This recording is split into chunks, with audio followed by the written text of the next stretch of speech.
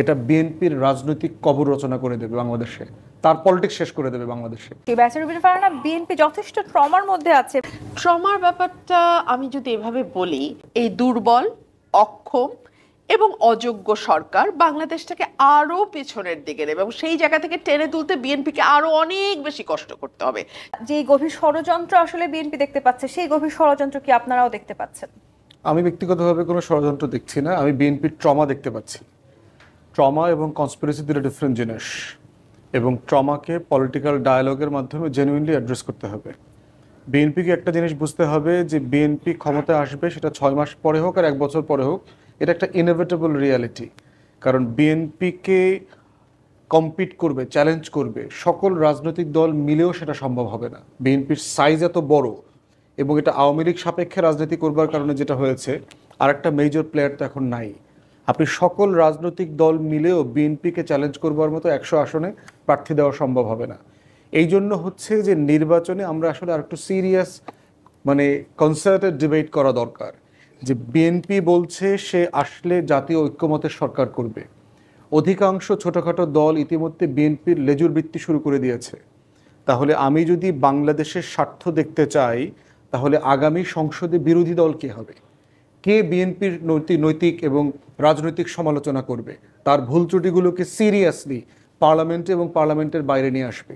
এই জোটের নির্বাচন দিয়ে যদি বিএনপি 270-80 সিট নিয়ে পার্লামেন্টে আসে, এটা বিএনপির রাজনৈতিক কবর রচনা করে দেবে বাংলাদেশে, তার পলিটিক্স শেষ করে দেবে বাংলাদেশে, আর দেশের স্বার্থ তো চলে যাবে। অতএব বিএনপিকেও তার স্বার্থে এবং বাংলাদেশের স্বার্থে চিন্তা করতে হবে যে আমার ক্ষমতায় যাওয়াটাই শুধু আমার দেশের জন্য এনাফ না, বাংলাদেশের স্বার্থ রক্ষা করা ফিউচারে তার পলিটিক্সকে অ্যাকাউন্টেবল করতে পারবে এমন একটা অপোজিশন পলিটিক্যাল ফোর্সও দরকার। আমি সেই বিতর্কটা দেখতে চাই। সেই ইলেকশনটা কিভাবে হবে চাই বলে মনে করেন? সবাই তো বিএনপির সাথে মিলে এমপি হতে চাইতেছে, সবাইকে তাই দেখতে পাচ্ছি। যত আওয়ামী বিরোধী রাজনৈতিক দল আছে, 1-2 জন ছাড়া অলমোস্ট সবাইকে দেখতে পাচ্ছি এলেজুর ভিত্তি করছে।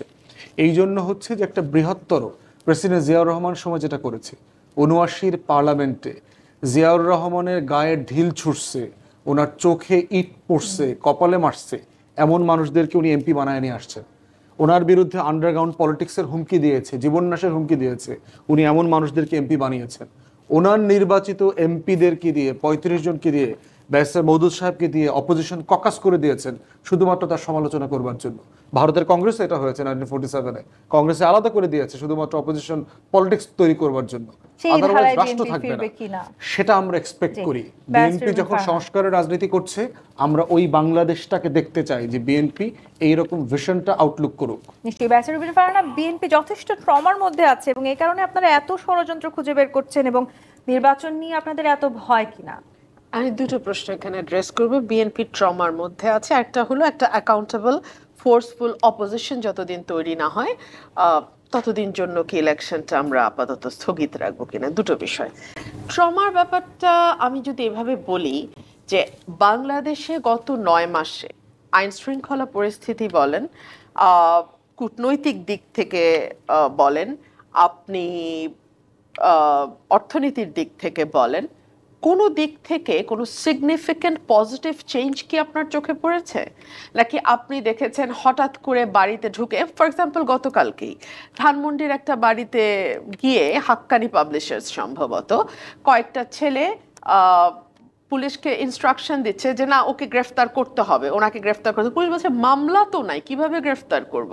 বললো না, করতে হবে। তারপরে পুলিশ এক পর্যায়ে পুলিশের উপরে চড়াও হলো, পুলিশ তাদেরকে বলল অ্যারেস্টও না, তাদেরকে পুলিশ হেফাজতে নিল আর কি, এবং পরে হান্নান মাসুদ গিয়ে তাদেরকে ছুটিয়ে নিয়ে আসলো।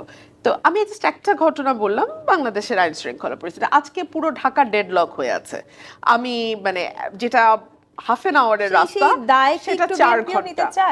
আমি জাস্ট আপনাকে এটুকুই বলছি, একটু ধৈর্য ধরে শোনেন।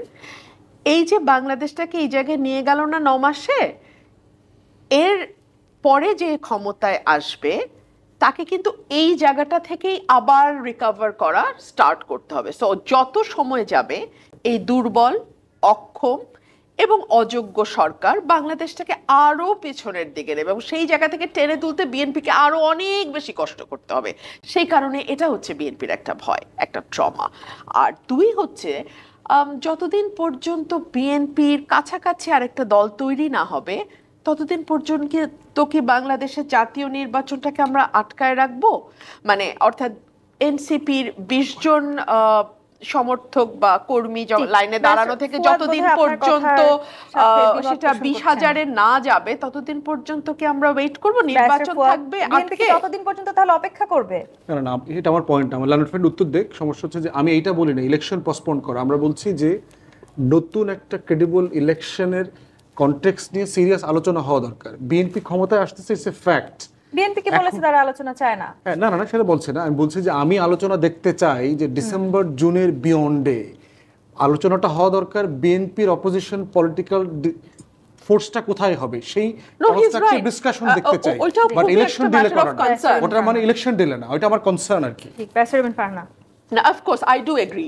কারণ একটা শক্তিশালী বিরোধী দল না থাকলে আপনি 270-280 জন ফেরেশতা বসিয়েও একটা জবাবদিহিমূলক সরকার প্রতিষ্ঠা করতে পারবে না। সো একটা strong opposition is very important. এখন সেটা কিভাবে হতে পারে, কারা মিলে হতে পারে, কারা অপোজিশনে যাওয়ার জন্য প্রস্তুত, আমি মনে করি সেই ব্যাপারে আলোচনা হতে পারে। আর একজন রাজনীতির ক্ষুদ্র কর্মী হিসেবে একটা কথা বলি, পলিটিক্স কিন্তু মানে পলিটিশিয়ান হয়ে ওঠাই হয় বিরোধী দলে থেকে, সরকারি দলে থেকে কখনো কেউ পলিটিশিয়ান হতে পারে না। ধন্যবাদ ব্যারিস্টার ফারহানা।